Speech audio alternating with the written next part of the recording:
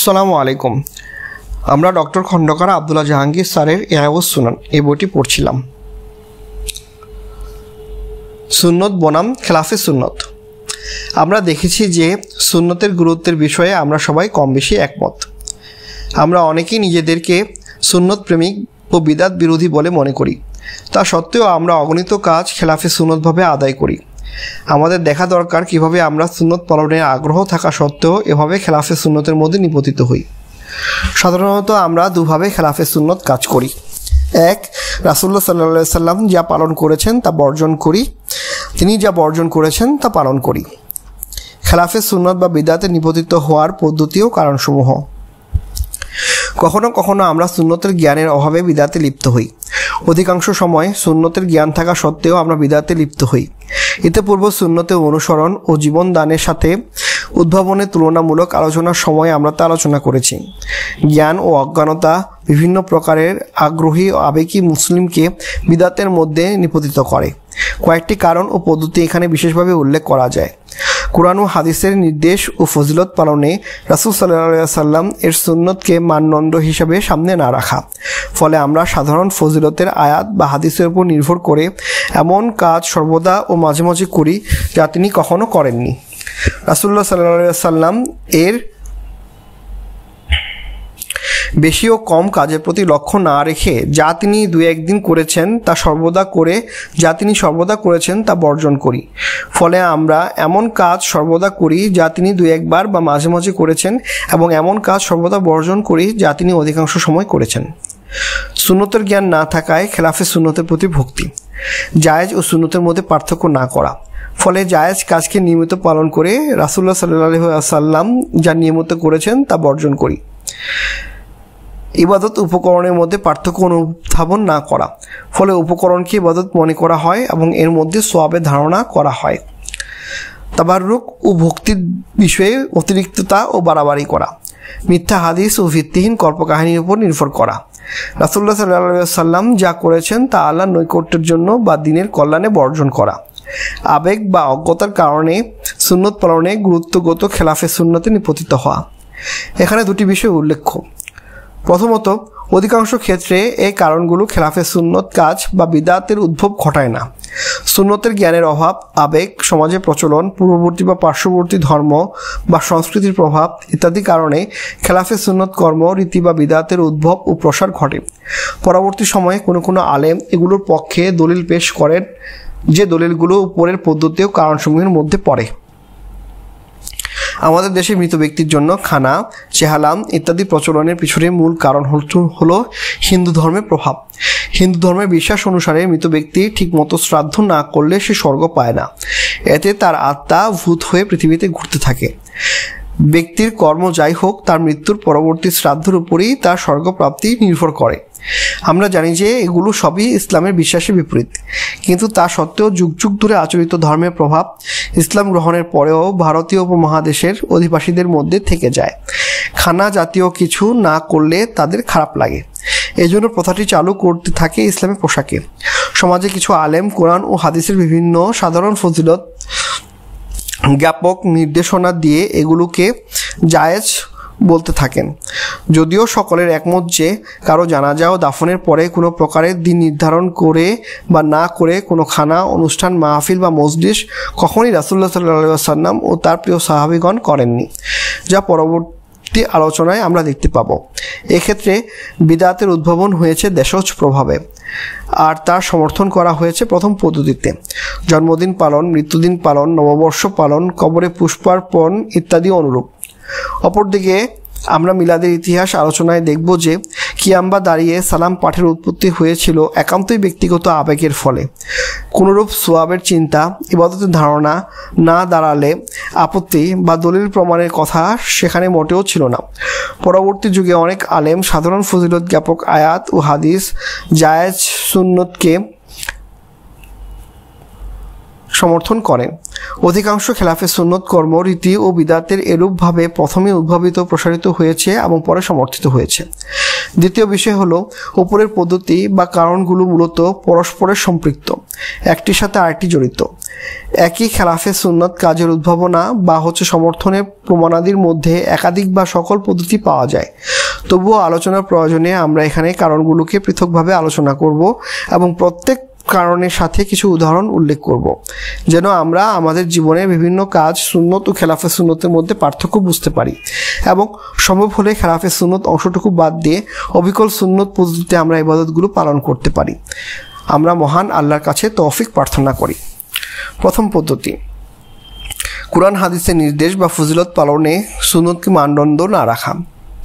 অধিকাংশ ক্ষেত্রে আমাদের সমস্যা হলো রাসূলুল্লাহ সাল্লাল্লাহু আলাইহি ওয়াসাল্লাম এর কর্ম ও বর্জনকে, অর্থাৎ তার পদ্ধতি ও সুন্নতকে মানদণ্ড হিসেবে গ্রহণ না করে সাধারণ ফজিলতের আয়াত বা হাদিসের উপর ভিত্তি করে বিভিন্ন রীতি পদ্ধতি চালু করা যা রাসূল সাল্লাল্লাহু আলাইহি ওয়াসাল্লাম এর সুন্নত বা পদ্ধতি নয়, এমন কাজ করা যা তিনি করেননি বা এমন কাজ বর্জন করা যা তিনি করেছেন।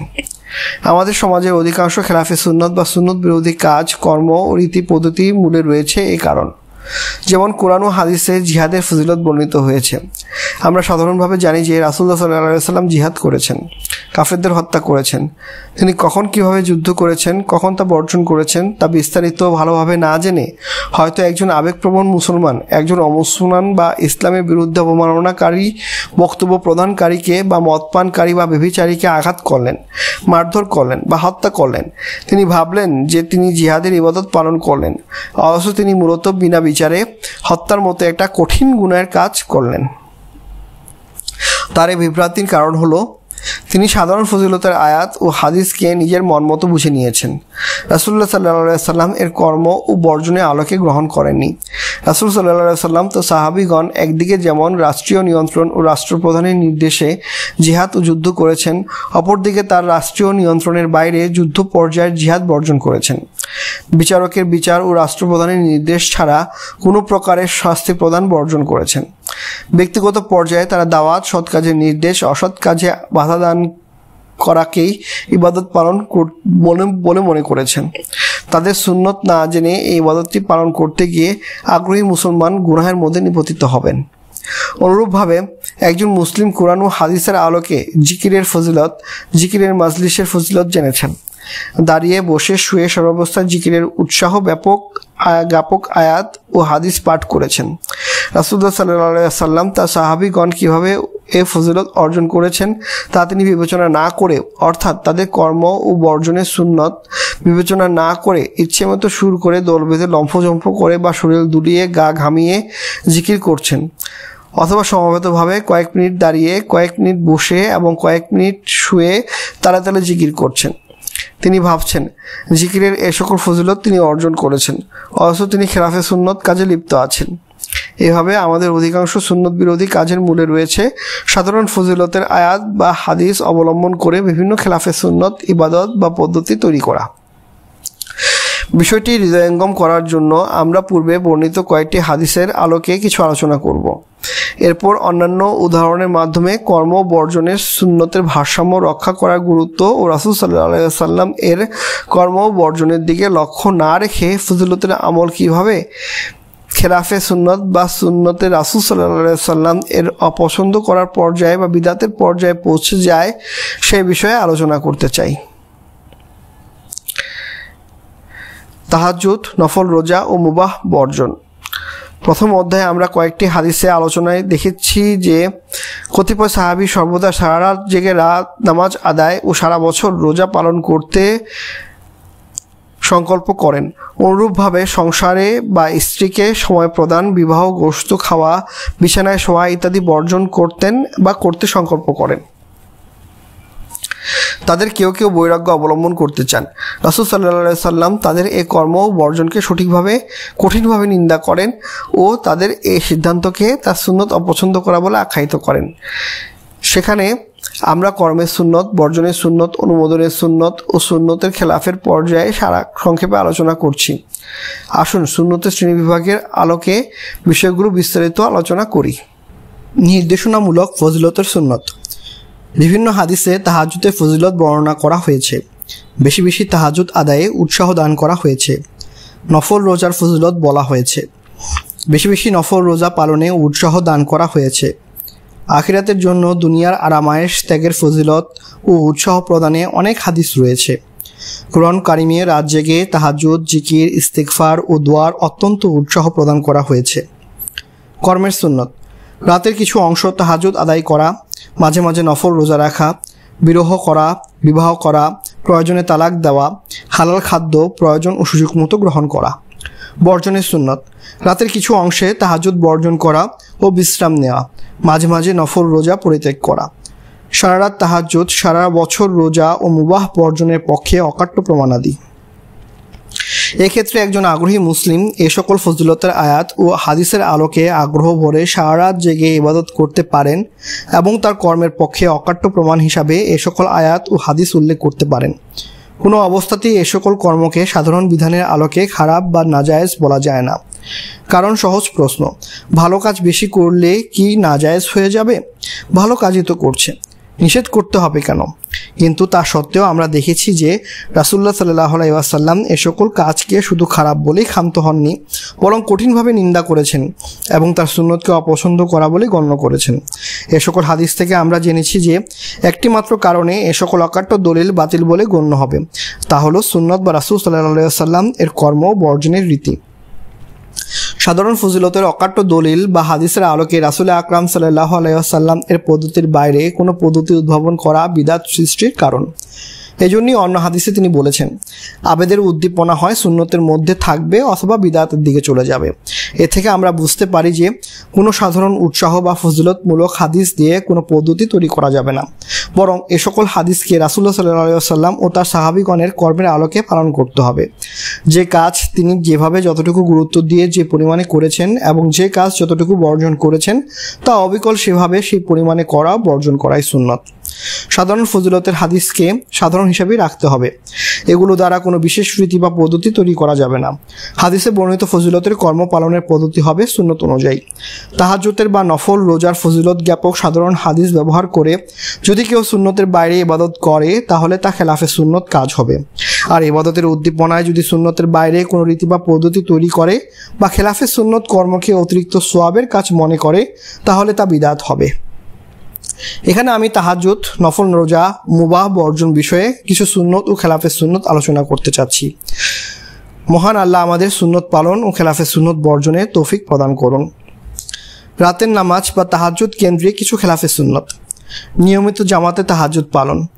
তাহাজ্জুদের নামাজ ও অন্যান্য সকল নফল বা মুস্তাহাব নামাজ, জিকির, তালাওয়াত, দোয়া ইত্যাদি ক্ষেত্রে রাসূল সাল্লাল্লাহু আলাইহি ওয়াসাল্লাম ও তার সাহাবীগণের সাধারণ সুন্নত হলো একাকী পালন করা। কখনো একান্তই একাকী, কখনো সবার মাঝেও একাকী। কিন্তু কোনো কোনো মুসলিম সমাজে অনেক আগ্রহী দিনদার মুসলিম সাধারণ ফজিলতের হাদিসের উপর নির্ভর করে এক্ষেত্রে জামাতে তাহাজ্জুদ আদায়ের নিয়ম করে খেলাফে সুন্নতে নিপতিত হয়েছেন। তাদের জামাতে তাহাজ্জুদ আদায়ের অকাট্য দলিলগুলো নিম্নরূপ: প্রথমত তাহাজ্জুদের ফজিলত, দ্বিতীয়ত রমজানে এবং রমজান ছাড়াও রাসূল আকরাম সাল্লাল্লাহু আলাইহি ওয়াসাল্লাম কয়েকবার জামাতে তাহাজ্জুদ আদায় করেছেন। তিনি কোনো কাজ একবার করলেই তো কাজটি মুস্তাহাব প্রমাণিত হয়ে গেল। তৃতীয়ত রাসূলুল্লাহ সাল্লাল্লাহু আলাইহি ওয়াসাল্লাম তাহাজ্জুদ জামাতে আদায় করতে নিষেধ করেননি। চতুর্থত তাহাজ্জুদ জামাতে আদায় করলে বেশি মনোযোগ ও অগ্রসর হয়। পঞ্চমত বর্তমানে অবহেলা ও আলসেমির যুগে তাহাজ্জুদ একা আদায়ের চেয়ে জামাতে আদায় করা ভালো, কারণ এতে পরস্পর ভালো কাজে সহযোগিতা করা হয়, যে জন্য অতিরিক্ত সওয়াব রয়েছে। ষষ্ঠত যে কোনো ইবাদত নিয়মিত করলে বেশি সওয়াব, একা একা তাহাজ্জুদ আদায়ের অনিয়মের সম্ভাবনা বেশি। জামাতে আদায় করলে অতিরিক্ত উদ্দীপনা ও নিয়মানুবর্তিতা পাওয়া যায়, কাজেই জামাতে আদায়ই উত্তম। এসব অকাট্য ও দাঁত ভাঙা দলিলের বিপরীতে সুন্নি মুসলিমের একটি মাত্র দলিল রয়েছে, তা হলো সুন্নত। এতগুলো অকাট্য দলিলের ভিত্তিতে যারা এই কাজটি করছেন তা সুন্নতের খেলাফ। এগুলোর উপর নির্ভর করে তারা এমন একটি কাজ করলেন যা রাসূল সাল্লাল্লাহু আলাইহি ওয়াসাল্লাম ও তার সাহাবীগণ সুযোগ থাকা সত্ত্বেও বর্জন করেছেন। এর চেয়েও কঠিন পর্যায় হলো যদি কেউ তাদেরকে জামাতে তাহাজ্জুদ আদায় নিষেধ করেন তাহলে তারা তার নিষেধের অবব্যাখ্যা করে বলবেন তিনি তাহাজ্জুদ পড়তে নিষেধ করেন। আরেকটু এগিয়ে হয়তো তাকে আবু জাহেলের সাথে তুলনা করবেন।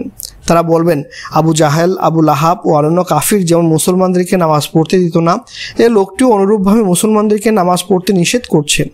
তারা বুঝতেই চাইবে না যে তাদেরকে তাহাজ্জুদ পড়তে মোটেও নিষেধ করা হচ্ছে না, বরং তাদের রাসূল সাল্লাল্লাহু আলাইহি ওয়াসাল্লাম এর একটি সুন্নত অনুযায়ী তা আদায়ে উৎসাহ দেওয়া হচ্ছে। প্রিয় পাঠক, আপনি কি বুঝতে পেরেছেন যে সমস্যাটা কোথায়?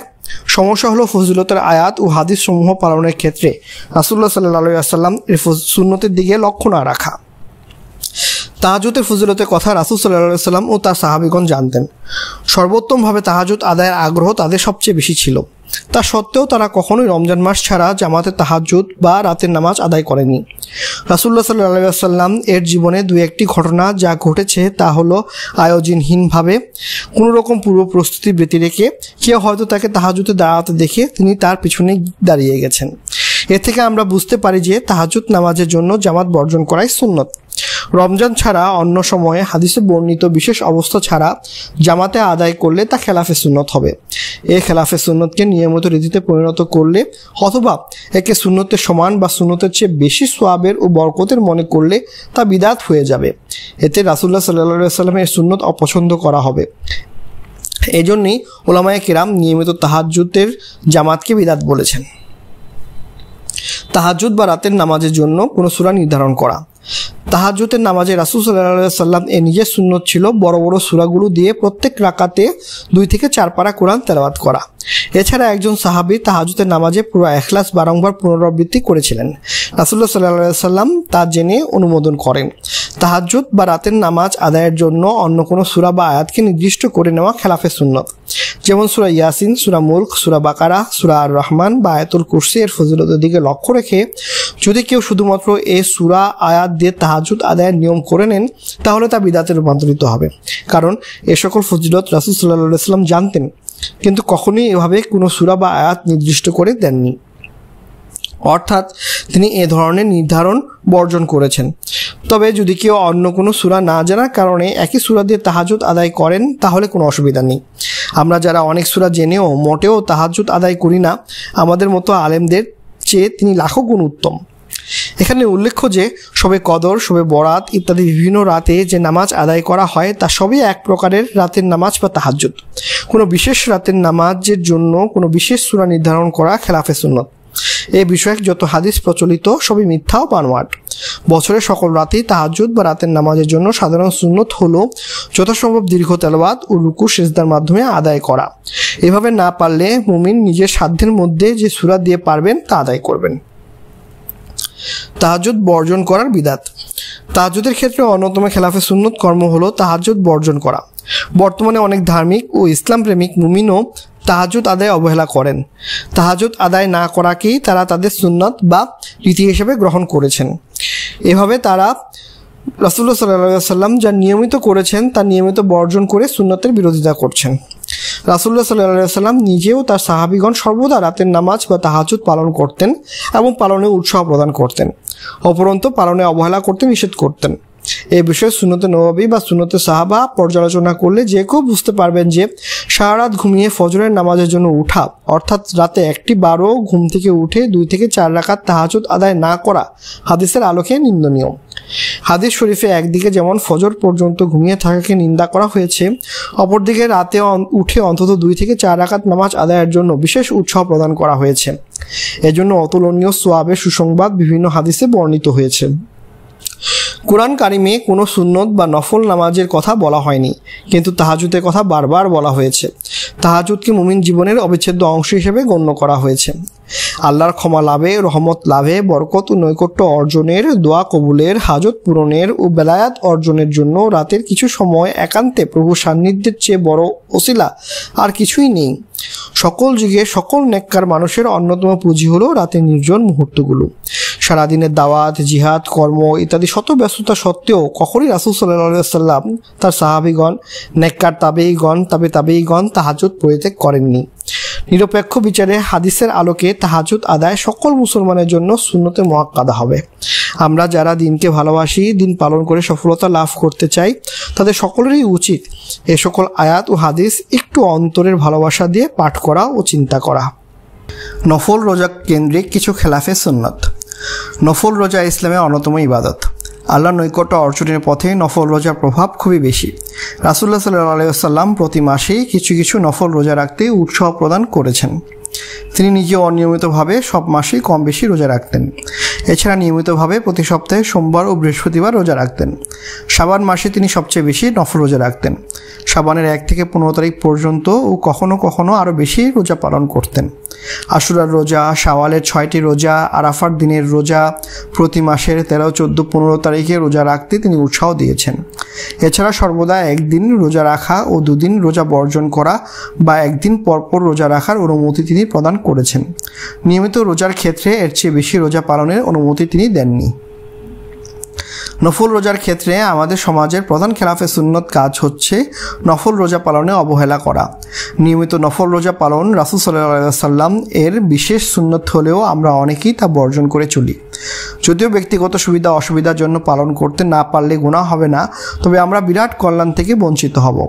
বিশেষত যারা আল্লাহর পথে চলতে চান ও আল্লাহর দ্বীনের খেদমতে ও প্রতিষ্ঠায় আগ্রহী, তাদের জন্য তাহাজ্জুদের পরেই নফল রোজা অন্যতম বড় পাথেয়। তাহাজ্জুদ ও নফল রোজা বাদ দিয়ে অন্যান্য নফল জিকির, দোয়া ইত্যাদির মাধ্যমে বেলায়েত অর্জনের চেষ্টাও খেলাফে সুন্নত। নফল রোজা পালনের ক্ষেত্রে অন্যান্য খেলাফে সুন্নতের মধ্যে রয়েছে হারাম দিনগুলো বাদ দিয়ে বাকি 12 মাস রোজা পালন, যা রাসূলুল্লাহ সাল্লাল্লাহু আলাইহি ওয়াসাল্লাম স্পষ্টভাবে নিষেধ করেছেন। এছাড়া যে সকল মাসে বা দিনে রোজা রাখার বিশেষ কোনো নির্দেশনা নেই, সে সকল মাসে বা দিনে বিশেষভাবে রোজা পালন, যেমন রজব মাসে বা রজব মাসের 27 তারিখে বিশেষ করে রোজা পালন। কোনো বুজুর্গ জন্ম বা মৃত্যু দিনে অথবা ইসলামের ইতিহাসের বিশেষ কোনো ভালো দিনে সুন্নতে নির্দেশের বাইরে মন গড়াভাবে বিশেষ করে রোজা পালনে সুন্নতে খেলাফ। রোজার ইফতারির সূর্যাস্তের সঙ্গে সঙ্গে করা সুন্নত, দেরি করা খেলাফে সুন্নত।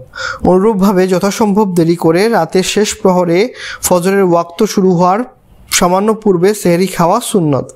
বেশি আগে সেহরি খাওয়া খেলাফে সুন্নত। খেলাফে সুন্নতকে রীতি বানিয়ে নিলে বা একে বেশি ফজিলত মনে করলে বিদাত হবে।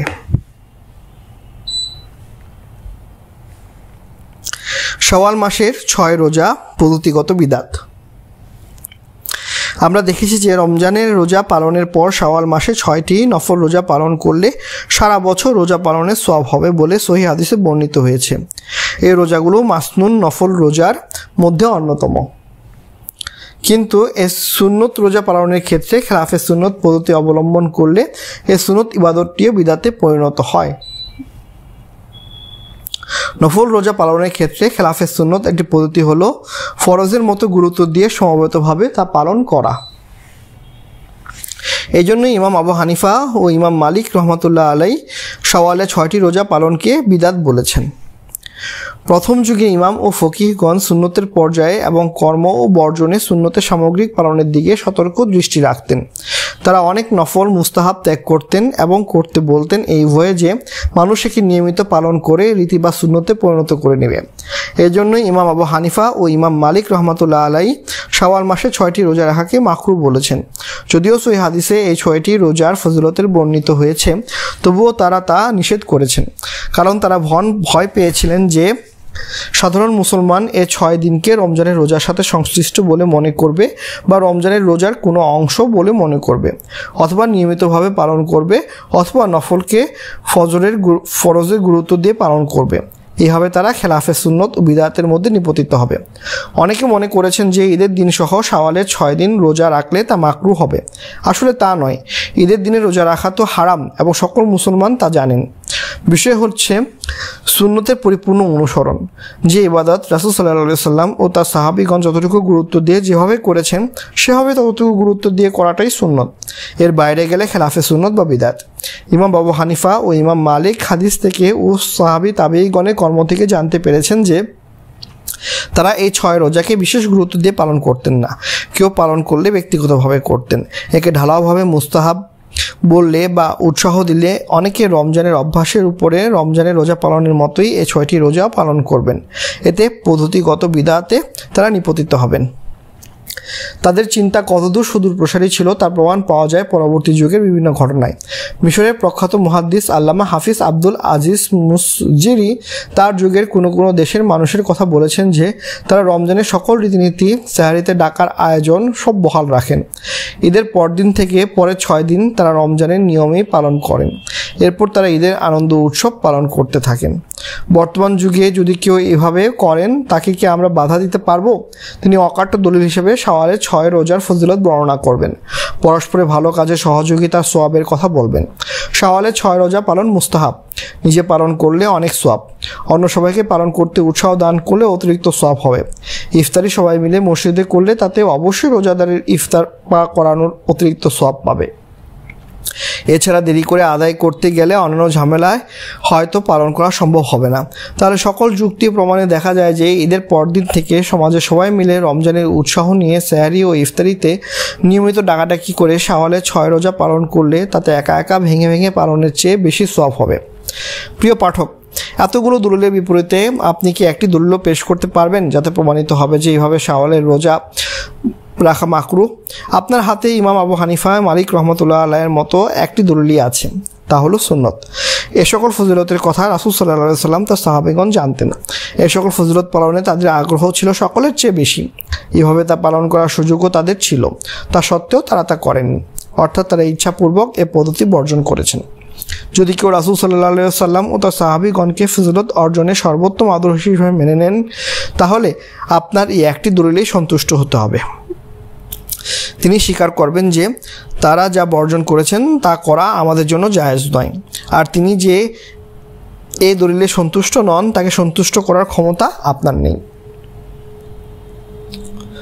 মুবাহ ত্যাগ বিষয়ক খেলাফে সুন্নত। জায়েজকে মাকরুহ হিসাবে বা দিনের জন্য ত্যাগ করা। রাসূলুল্লাহ সাল্লাল্লাহু আলাইহি সাল্লাম জায়েজ বা মুবাহ হিসাবে করেছেন তাকে মুবাহ হিসাবে করা সুন্নত। কোনো মুবাহকে মাকরুহের বর্জন করা খেলাফে সুন্নত। যে মুবাহ কাজ রাসূল সাল্লাল্লাহু আলাইহি সাল্লাম করেছেন তা না করলে বা বর্জন করলে বেশি তাকওয়া বা বরকত হবে বা ইবাদতের জন্য উপকার হবে বলে মনে করাও খেলাফে সুন্নত ও সুন্নত অপছন্দ করা।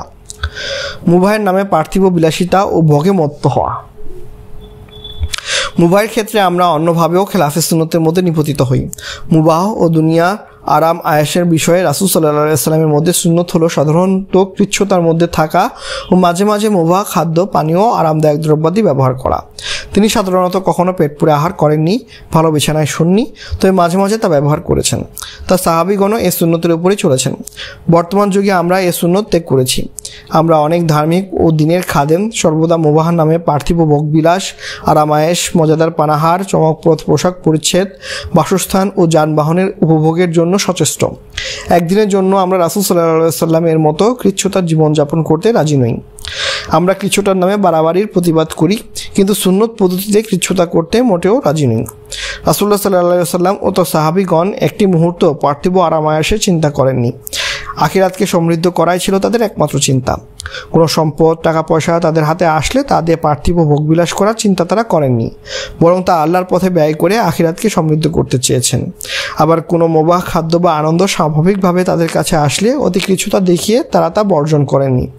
কৃচ্ছতাই রাসূল সাল্লাল্লাহু আলাইহি সাল্লাম ও তার সাহাবীগণের সুন্নত, আর ভোগবিলাস ও পার্থিব আরামায়েশের পেছনে দৌড়ানো আমাদের সুন্নত। দুঃখজনকভাবে আমাদের দিনদারি, ইলম চর্চা, দিনের খেদমত ইত্যাদি অনেক সময় পার্থিব সুবিধাদির জন্যই করছি। আল্লাহ দয়া করে এই ক্ষণস্থায়ী দুনিয়ার অস্থায়ী আরামে আয়েশের লোভ থেকে আমাদের অন্তরগুলোকে মুক্ত করুন। তার রহমত ছাড়া আমাদের কোনো উপায় নেই।